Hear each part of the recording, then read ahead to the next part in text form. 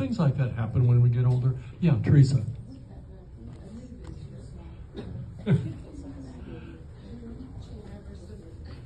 Okay, well, welcome. Anybody else here for the first time? Senior Democrats? First time for Senior Democrats, but Sharon, you've been around for years.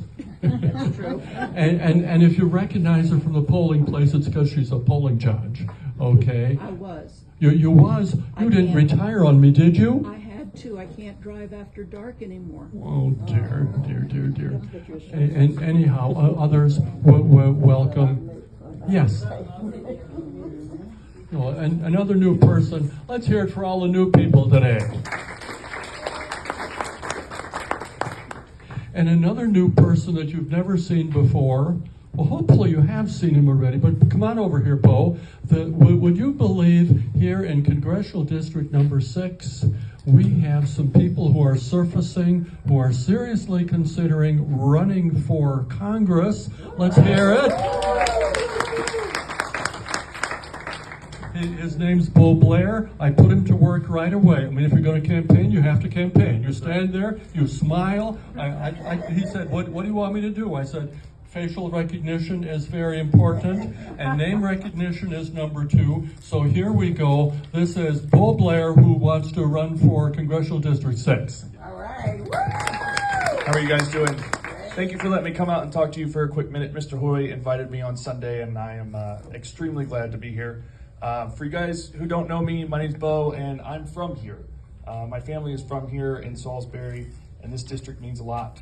And as we know, Addison is completely ruining our district and our country, and it is time for him to go.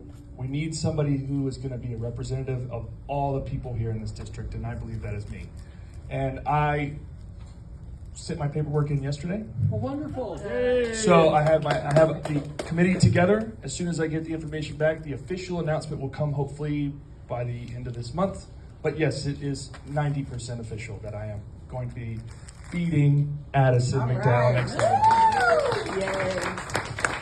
Now, he hasn't been around me that much, but one of the things that candidates learn if you spend any amount of time with me, you can't make a speech without asking for... Ask him. I need money. Okay, very good. I mean, plain and simple, yes, we will need absolutely start to fundraise. I hate to ask always, but unfortunately, in our society with our political system, we do need money. So, how much are you worth? right now? Yeah, are you worth anything, Bo? Oh, You as a person, are you worth something? yes. Okay, would your children say you're worth something? Oh, absolutely. Okay, would they say you're worth $500? No. Would your wife say that you're worth $10,000? Oh, yes, of course. Okay, now, you just learned something. You are worth something, and if you're worth something, you can ask for something called money, okay? Yes. Woo! All right, that goes for every other candidate around here, too, or anybody that you'd recruit to be a candidate. Let's hear it one more time. Bo has to be on his way. Give him a hand on the way out the door. You guys have fun. Thank you. Thank you. Okay, and another announcement or two. The next thing coming up is tomorrow night at 6:30. We're celebrating the final victory of Justice Allison Riggs. Her sign is over there, but we know she won. All right. Okay, and we have judicial elections coming up in 2026. Another key one on the state Supreme Court is Anita Earls, and we have other people running for a judicial candidacy. Tomorrow night, 6:30 here. We're joining with people all over the state who are having video conferences on the judicial election coming in 2026. You all are invited to come on back, 6:30 here. We'll have it on the screen, etc. That's tomorrow night, 6:30, right here. June 7th, we got something going on here. June 7th, it's a nonviolence seminar. What is it, 1 to 4 in the afternoon? You got it. 1 to 4 afternoon here, and Joyce Nash will be leading along with Kim Porter. Kim isn't here today, but he has a good bit of experience in nonviolence, doing the civil rights stuff, and he can even tell you what the inside of a jail looks like. Okay, June 14th, right here, breakfast, Saturday morning, 10 o'clock, but be here early because the place is going to fill up. We have Dr. Gene Nickel, who is a retired dean of the law school, Chapel Hill. Outstanding guy. He's been a critic of Republicans since the day he was born. And he is an excellent speaker and can explain law by law by law by law how these people are being illegal and unlawful, etc. So mark your calendars for June 14th for that. Okay, I think those are the announcements that we need to lift up today. That's what he said. Let me tell you a little bit about where this program came from. We have so many issues popping up every time you look at the newspaper, listen to the radio, watch TV. There's another issue that pops up, another one. So many so that it's really overwhelming. It really is. I mean, all the stuff that they talked about in Project 2025, they're doing. And it's overwhelming and it's crazy. So rather than trying to have a program on all of those issues, I thought about it and said, you know, maybe we ought to take a step back and think about what is actually going on here. What's the big picture? So if we're going to take a look at the big picture, we have to dig into some history. And I thought about it, what shall we call something like this? And that's where the title came from, being grounded in a world of political earthquakes. Anybody here ever been in an earthquake? Some of you have. You know, everything is shaken underneath you, right? That's what you call insecurity. Everything is unsettled, uncertain, okay? We're in a world of political earthquakes. And it goes way back. Goes way back to the earthquakes that hit this country back in the 20s and 30s. And so rather than being overwhelmed by the specifics, I thought, let's take a look at the big picture.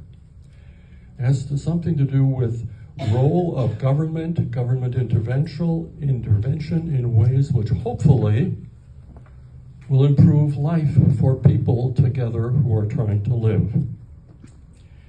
So what we're doing today is sort of a fast forward from FDR, actually a little before FDR, down to DJT 2.0.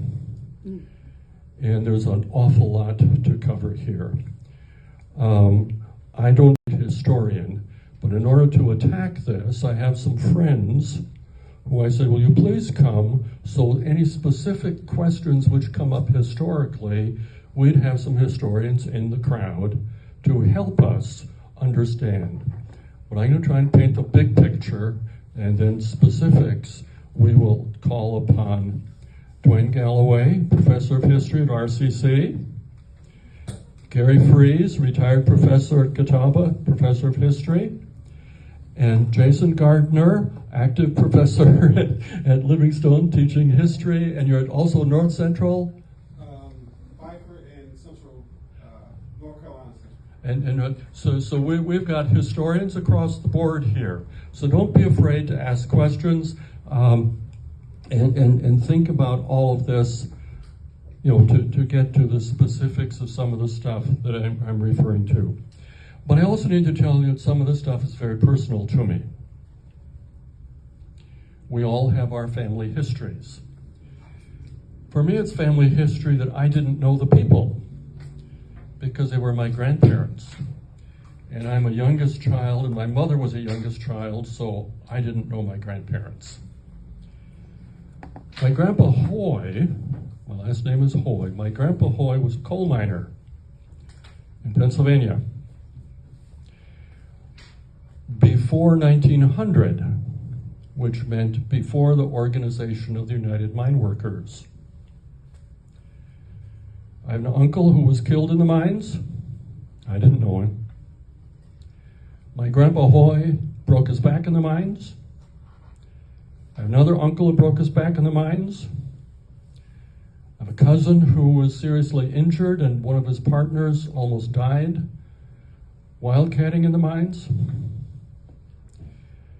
In 1905, Teddy Roosevelt overstepped the bounds of the role of government and pulled together mine owners and mine workers to try to settle the strike in 1905. To me, that's personal. The mine workers came out ahead, not all the way, but ahead. That is deeply embedded in my family. My grandfather named the next male child who was born in the family John Mitchell Hoy. John Mitchell was the organized leader of the mine workers, okay? And as I tell that story, there are kind of tingles that go through me. Yeah, I'm deeply embedded. When we get into stock market crash, was the New Deal necessary? Okay, I'm following the outline you've got in front of you. Was the New Deal necessary? Well, unemployment was about 25%. Herbert Hoover felt that private charity and just individual stick-to-itiveness, strength of character, etc., could get us through. Some people say those unemployment figures were actually 37%. Along came FDR, and the famous line from his inaugural speech, "The only thing we have to fear is fear itself," and the whole thing that he did to strengthen sense of confidence in this country by the very sound of his voice, using the media of his day, the radio, and then putting together an incredible slew of pieces of legislation in the first 100 days. It was just kind of unbelievable what came out. The stock market crashed in 29, runs on the banks. Well, that's where the other personal thing comes in. My grandfather Fall, F-A-H-L, that's my middle name, so this is deeply embedded in me. Along with some other men in the small town he lived in Pennsylvania, were the trustees of the local bank. They put up their money and had money that people could put in their money and invest money and get interest, etc., etc. With the runs on the banks going on, people just coming in wanting to get their money out, because they were so afraid of what was going on. The trustees agreed among themselves that they would keep their money in and they would weather the storm. The only thing they didn't tell my grandfather is that they broke the promise, took their money out, and my grandfather lost all his money in a bank run. Successful businessmen in that community, owned a mill, etc., well thought of person, etc. This stuff is, when we talk about what happens in terms of government and life, whether it's 75 or 100 years ago or whether it's today, actions or inactions on the part of government have a lot to do with how we live. Coming through that unemployment, the stock market crash, runs on banks, what exactly was the New Deal? Well, it became government intervention to try to shore up the economy, shore up business, shore up personal lives, shore up union stuff.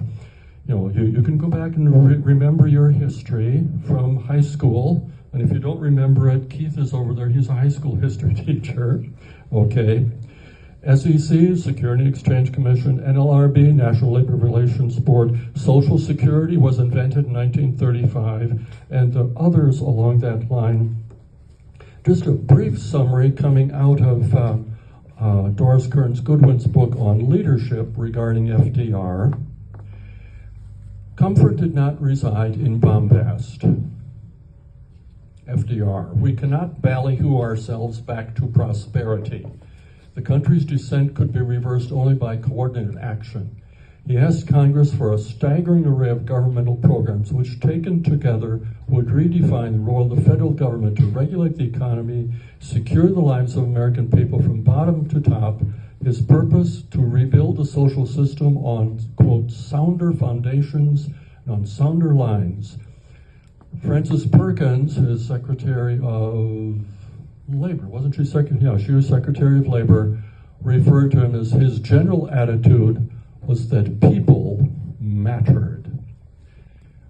At the end of that 100 days, 15 major pieces of legislation passed, signed into law. Billions of dollars were appropriated to undertake massive public works, provide direct work relief, ease mortgage distress, safeguard investors, guarantee bank deposits, ensure decent wages, provide collective bargaining, raise agricultural prices, generate public power.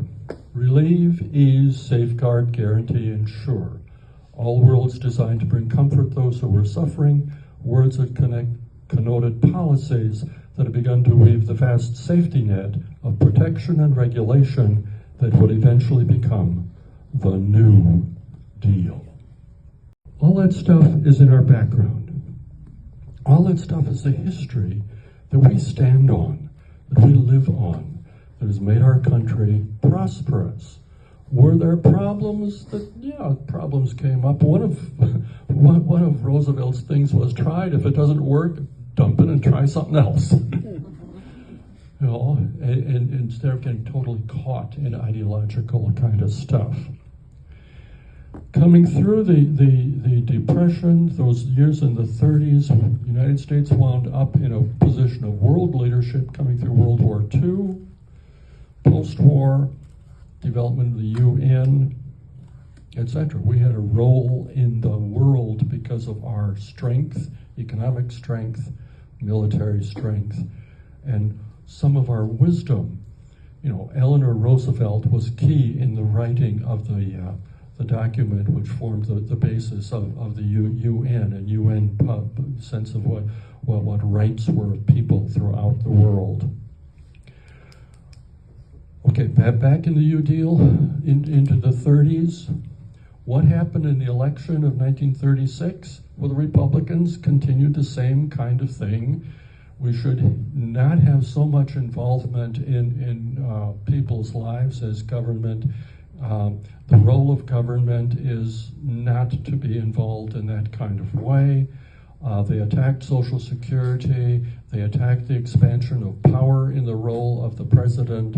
And Alf Landon, running for president, lost 46 of the 48 states at the time. Okay? But also during the 30s and on into the 40s, we saw the rise of what today we would call radical right, but the rise of Nazi sympathizers, America First thinking. Father Coughlin was in that era, all kinds of stuff like that going on, attacking to undercut the progressive outlook that came through the New Deal and FDR. Fast forward, Great Society, Lyndon Johnson, building on the New Deal. We wound up with the Great Society, the war on poverty, and yes, civil rights and voting rights, and there were people all the way along who said this isn't right, this isn't good, this isn't what we should be doing, it costs too much, there's too much waste, fraud, and abuse. Have you heard those words recently? Does this sound like a rerun? Let's attack Social Security and undermine it? Okay, this is sort of a broken record that what we have here.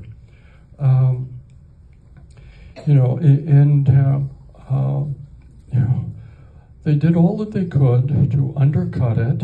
If you want to know more about some of that civil rights legislation, war on poverty stuff, the niece of one of the secretaries in the White House during that Great Society period with LBJ, when she was cleaning out her aunt's apartment in the early, that would be 2010, something like that, called me up and said, my aunt had a whole lot of stuff. She was a super Democrat. This lady said that she was not a super Democrat, but her aunt was. And so the pieces of memorabilia that were in that apartment were rather amazing. Over there you see some pictures of Jackie and LBJ and family. And on the wall over there, you see some of the pieces of legislation that were signed by LBJ.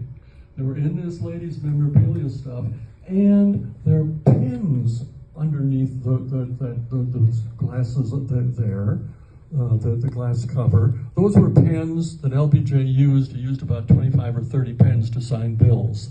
Those are the pens that he used to sign those bills. Okay, you might want to take a look at that. You know, it's kind of in the corner, and there's other junk in front of it. But that's history, okay?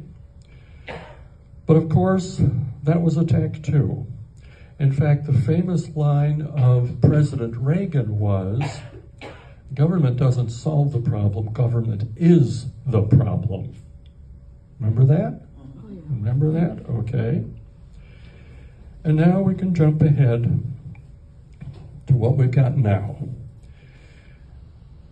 FDR said the only thing we have to fear is fear itself.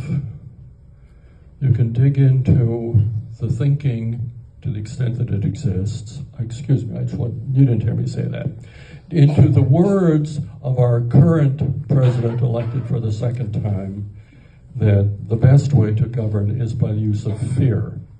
You know, Bob Woodward has a whole book on fear. You know, that Trump and Evelyn is nodding her head. She quoted it in a column in the paper, 3 weeks ago?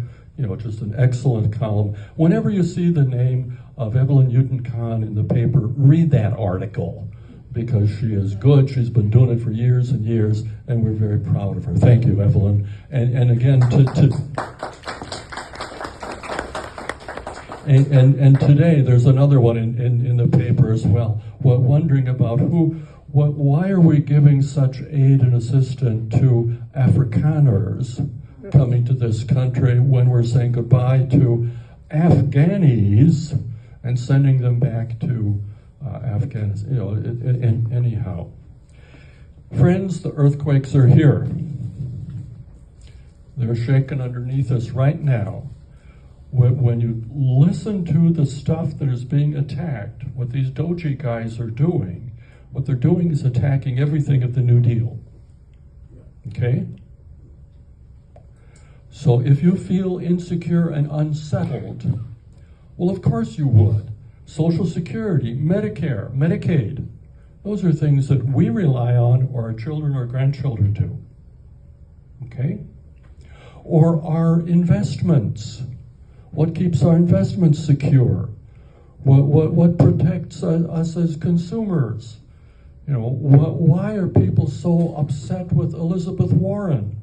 Because she wants to see to it, and the legislation that she got passed sees to it that we don't get ripped off. That's what is being attacked. So if you feel insecure, there's good reason for it. Okay, rather than just being upset, let's remember, and I see is maybe not quite as much gray hair in the room as I've got, but what have we survived? Can we get through this? Can we get through this? What have we survived? I remember I was in college when the Cuban Missile Crisis happened. I remember coming home from class to the small dorm that I was staying in, and the TV, which we didn't have in the lounge area, the TV was pulled out, chairs pushed back, and people were watching TV. What's going on? What is going on here? Well, we almost blew up the world between the United States and Russia in 1962 with the missiles crisis. Did we die? No. Somehow we survived. A friend who came from the Washington, D.C. area, and she kind of filled me in on what was going on and why it was so significant and important. But then I remember where I was when I heard that John F. Kennedy was assassinated.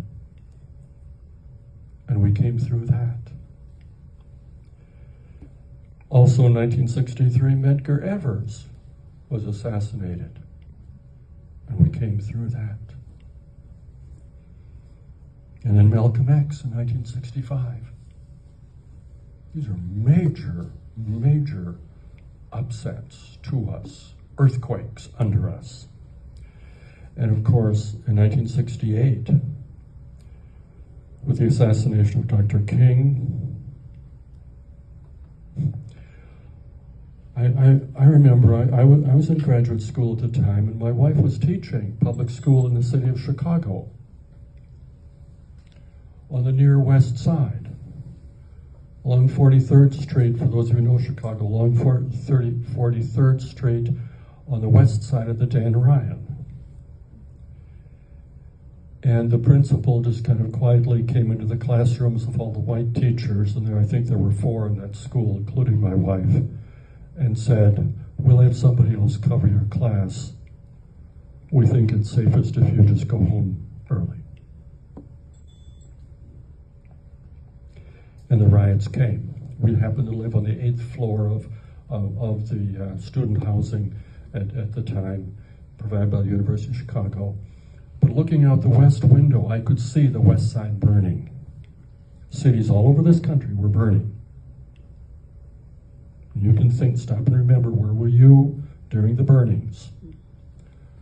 Our country had an incredible earthquake as a result of the assassination of Dr. King.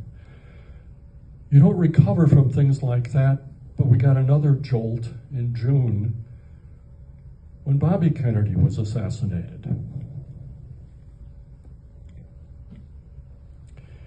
And you don't quite recover from things like that, but then Kent State. You talk about attacks on universities. The National Guard shot students on campus at Kent State in Ohio. It wasn't some radical city. They also machine gunned Jackson State, the dormitories on Jackson State University of Mississippi.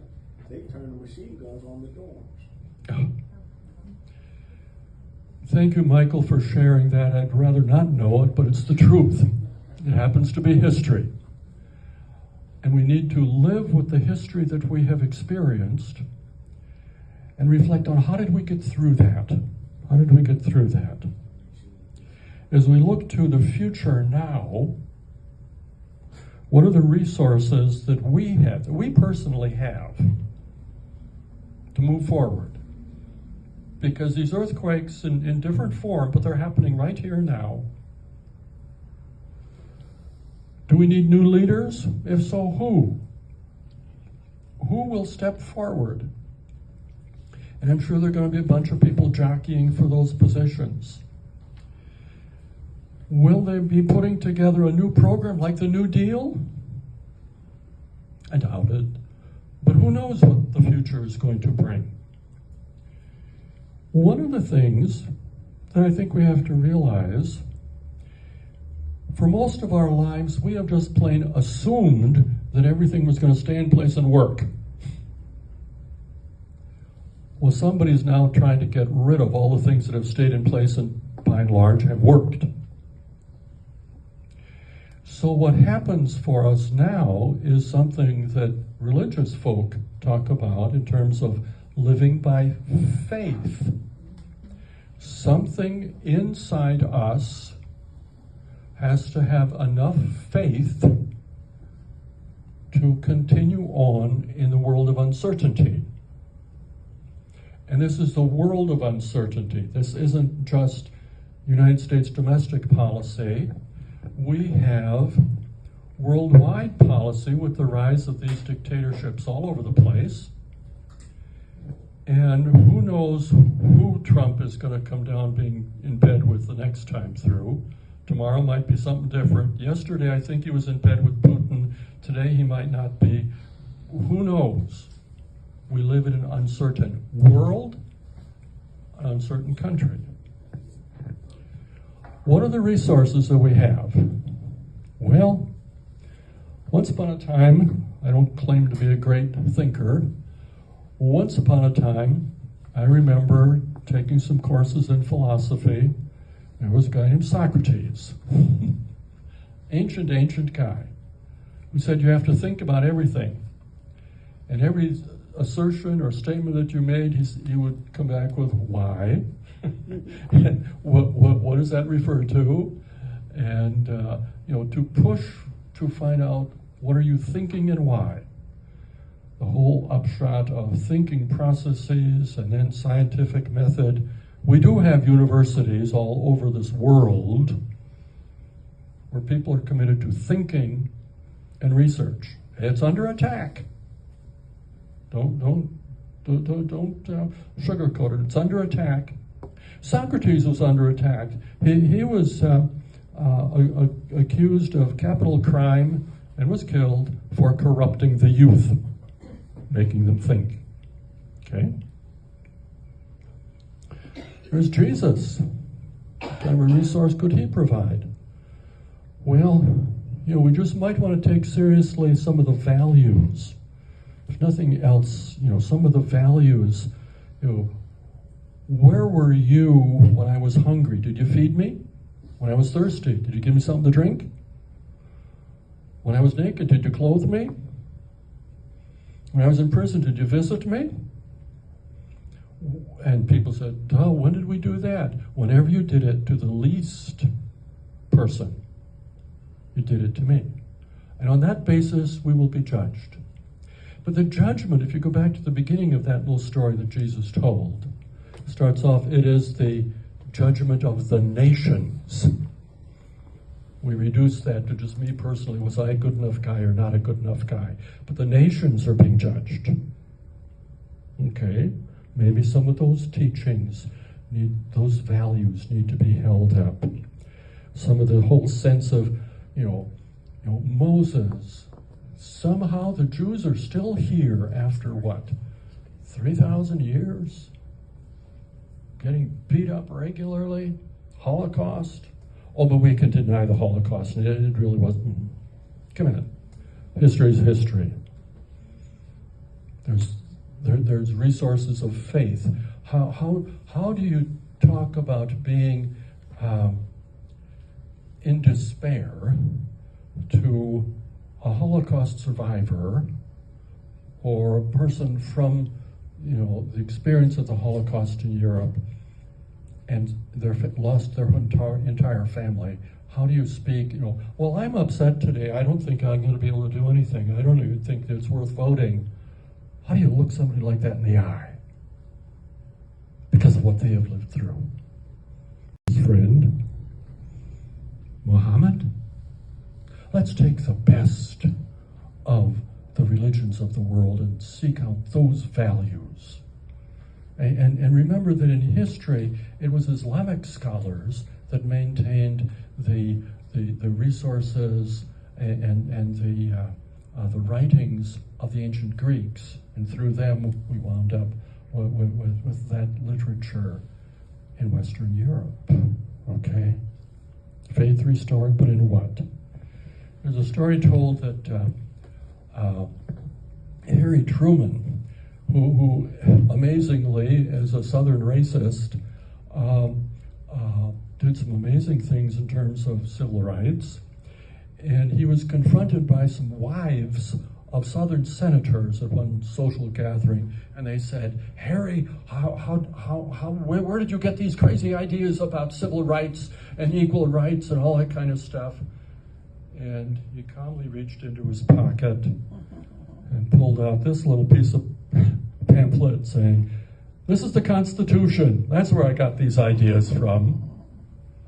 We just may want to study the Constitution or to keep it alive. And remember that Republican state legislatures all over this country are voting to call a new constitutional convention, and they're about 5 states short at this point, to call a new constitutional convention to update and modernize the Constitution. It isn't a perfect document by any means, and it's needed the amendments that have been placed upon it, but to throw it out and start over? Can we believe in elections? Well, it's one of the few things that we've got, friends, and we got to work hard at it, okay? Okay, and we will. We will. The media, well, We can do what we can about our local media. I can't do anything about Fox or CNN or OAN or any of that stuff, but we can support Chandler Inions, who's the editor of the Salisbury Post. Okay, we can support Pam as she puts together Voter Speaks on our Rowan County Democrats website.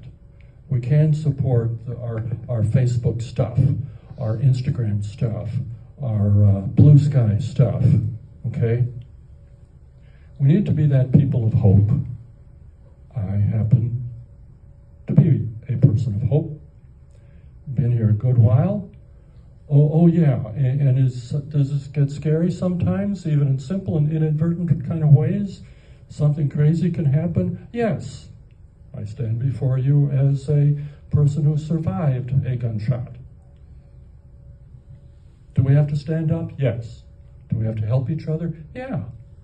And you know, as we gather together as friends, we're doing that right here and right now. And at that, I think I'll just plain stop at this point, calling for your feedback, questions, historians' critique, anybody's question, just fire away. Michael. You mentioned the Constitution, and I've always questioned one thing. What is one of the clauses that says promoting the general welfare? And it's in the preamble, and I read that was what FDR used to justify the New Deal, parts of the New Deal. So I just wanted to ask, how is that interpreted? Oh, okay. The general welfare. Yeah, just that clause in there that says, you know, the common defense, perfect union, all that stuff. What does that mean? Okay, comments from the historians in the crowd? Yeah, what you said. FDR said essentially that the general welfare was what the purpose of government was. So he put that primary focus on it to justify the programs of the New Deal. Is that what you're after, Michael? Yeah, I just wanted to make sure that I got that right. Yeah. That we're supposed to be looking out for each other for the what? The general welfare of we the people. What a radical idea. It was quoted that. Yeah. We have rich resources. If you forget, dig in. Okay, another comment, feedback. Geoffrey, when you see people on the right, they have. Let's just stand and be louder so you They can have hear. "We the people" on their trucks. What they really mean is "I the people." They mean government for me, but not for we. And that's a thing that they look like they're very patriotic. They're not. They're patriotic to the way they think that the United States should be. And so that, I think, is a big difference. They're more concerned about themselves, whereas someone like FDR said, what can we do for everyone? Okay. Other comments and feedback. I said I'm not a historian per se, and I just wanted to paint a broad picture. So critiques are certainly welcome, and standpoint. You trace the fall of the Roman Empire. How do you contrast it to potentially where we are at this point in our nation? The pros and cons and what possibly led up to it then and what possibly could lead up to our demise right now. speculation from the historians. Jason. I mean, when you look at this list that Geoffrey has posed, how do you make the simulation and bring it back to the current day of what we're seeing? Wow, it's a tough question, very tough question. I'm kind of cheating on my phone a little bit. Two measures that have been struck down recently, Department of Education and Head Start program. So, Trump is saying that education should be oversaw by states and local authorities, which is a little bit how it has been, but it still does need federal oversight and federal funding. To take away Head Start, oh my gosh, you're taking away, education of nearly 800,000 children from low-income families. And as he was saying, they're concerned about a certain group of people in America, not all of America. They're concerned about themselves. And the deportations is part of that. Just the alienation of our allies is part of that. He alienated the leader of Ukraine when he really should have been going after Putin. That's the one he should have been attacking, because Putin is still, again, attacking Ukraine, and not only that, but other places as well. What else? There's another part to your.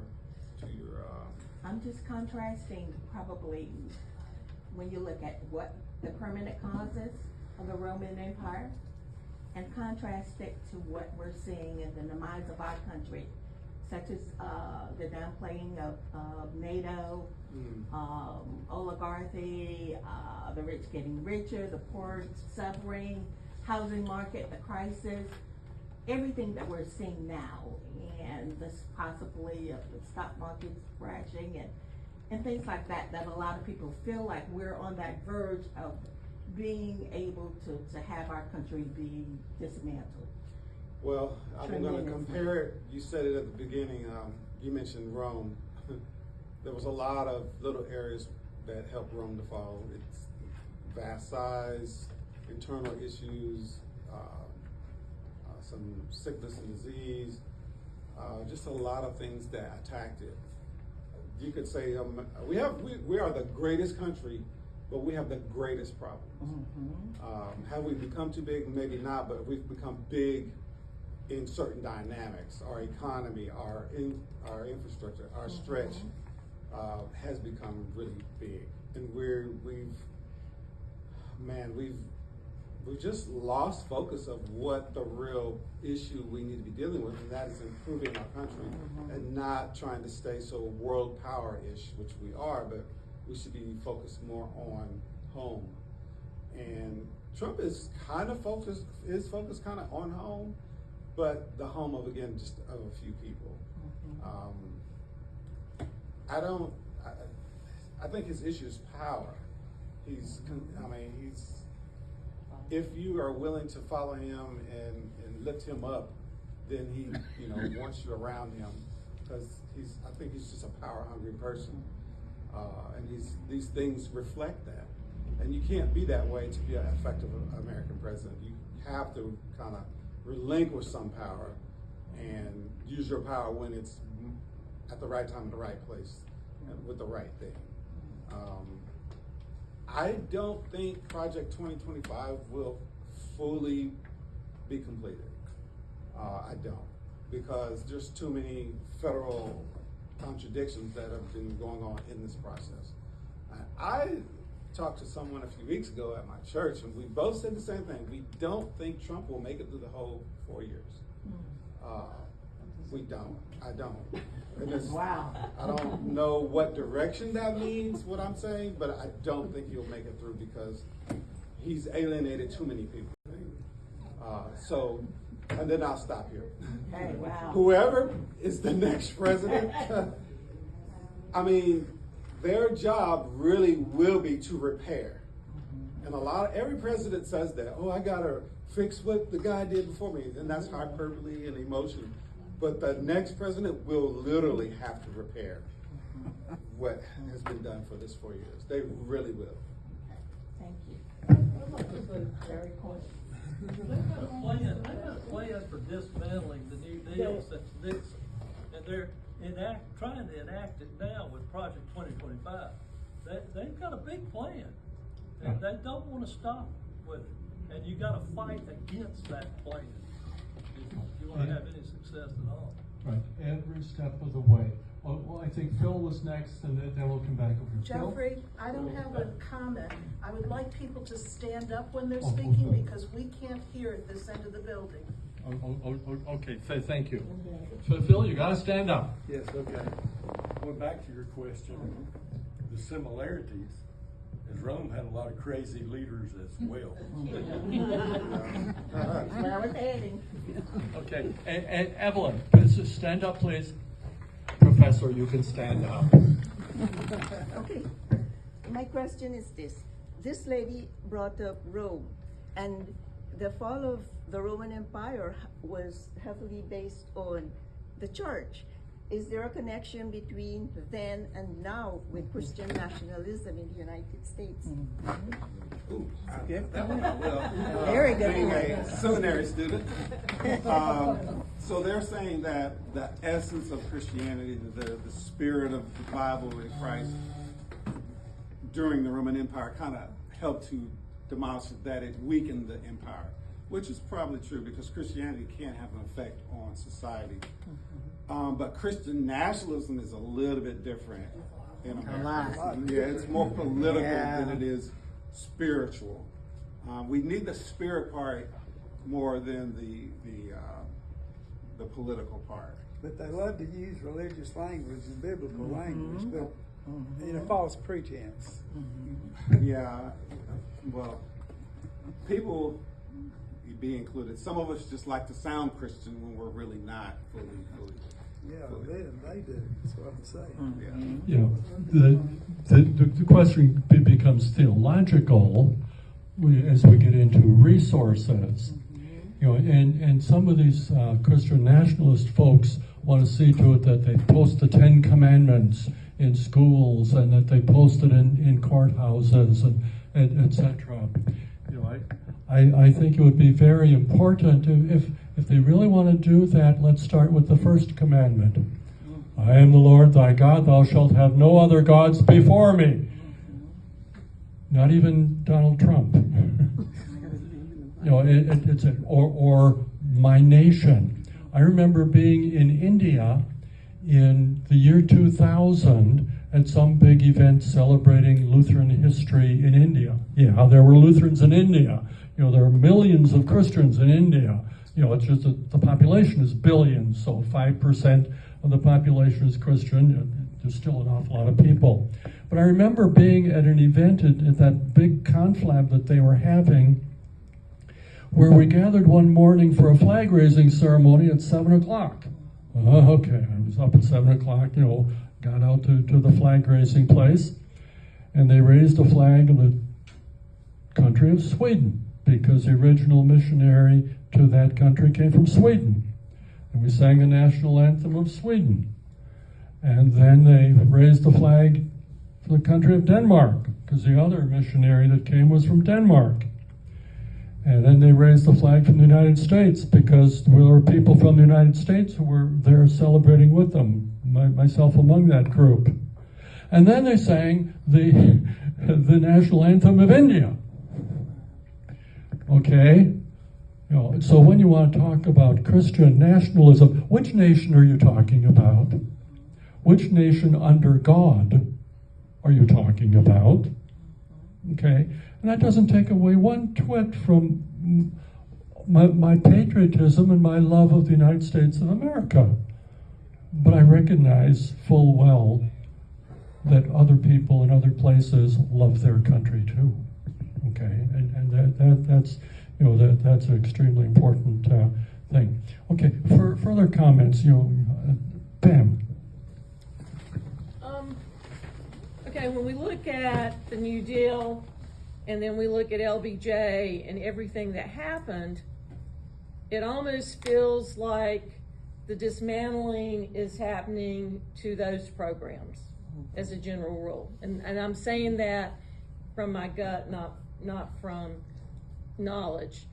So has there ever been another time in history where so much has been dismantled so quickly of things that have benefited the people? Yes. So the New Deal dismantled, the New Deal dismantled the program which the Republicans put together that led to the Civil War, where the Civil War itself was a dismantling of the original Founding Fathers' vision of the Constitution. Every 80 years or so, the program that is dominant, the New Deal was dominant for most of our lifetime, becomes under attack because it gets old, it gets heavy, it gets expensive, and those who have always opposed it convince the undecided to get rid of it and get something better.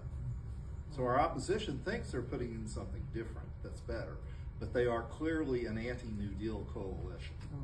So yeah, it happens all the time. It is the course of history. But we are people living in history. And one of our challenges, and I think some of our questions are getting to that, is how do we see ourselves? Are we in the middle of a passage? Are we in the middle of the river? Are we halfway through? Well, we don't know. Maybe the other shore is just 10 feet away from us.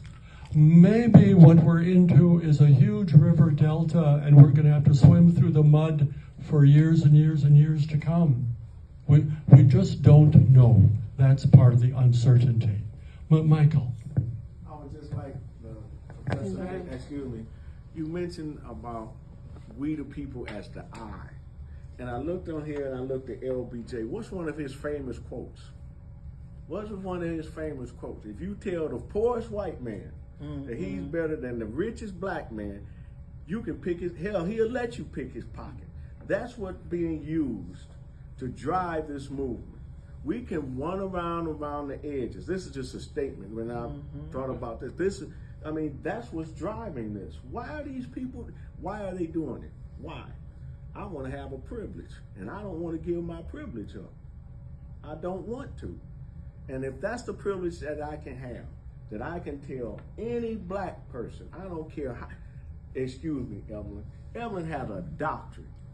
Now, when we're out, what do people see first? They see that I'm not white. That's the first thing, and I want that privilege, that I can demean and dismiss you right off the bat because you're not white. No matter how poor I am, no matter that I'm gonna need Medicaid, now no matter that I need Medicare, no matter that I need SNAP, no matter that I need any of those governmental programs, because remember, it's way more white people in this country than is black. You see us concentrated because you're in a city.